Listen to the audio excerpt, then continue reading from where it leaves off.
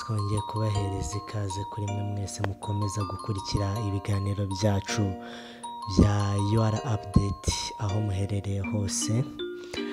Rero tugarutse n'inkuru itari nziza, inkuru y'akababaro, aho mwakomeje mubyuka mubona amakuru agenda acicikana muri iki gitondo avuga yuko ari Mukurarinda cyangwa se umuvugizi wa guverinoma y'u Rwanda yaba yitabye Imana. Ariyo nkuru yabyutse icicikana, gusa nyuma bikaza gutangazwa yuko iyo nkuru yari ibihuha, atapfuye ahubwo ari muri koma.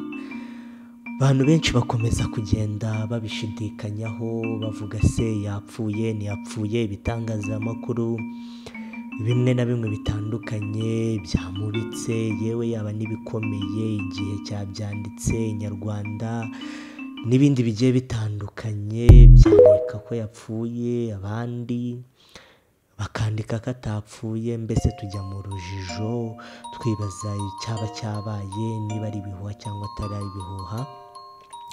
Gusa muri iki gitondo guverinoma y'u Rwanda imaze kuba yashyira itangazo hanze yemeza inashimangira aya makuru koko ko ari Mukurarinda, umuvugizi wa guverinoma y'u Rwanda, yitabye Imana atakiturimo. Ni inkuru iteye ubwoba, ni inkuru y'akababaro, ni inkuru idashimishije mu matwi y'Abanyarwanda, kuko uyu mugabo yari umugabo wakoze ibikorwa bigiye bitandukanye, ibikorwa bikomeye cyane ku buryo ari igihombo gikomeye cyane kuba yatuvamo.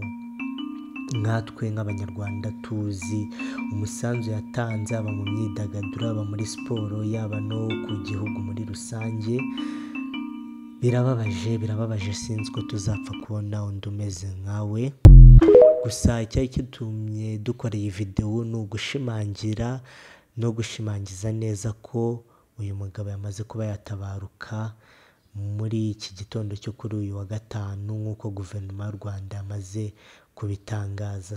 Nihagira ikindi kimenyekana ku byihishe nyuma y'urupfu rwe twaza kubamenyesha. Gusa yamaze gutangaza ko yazize guhagarara k'umutima we utateraga neza.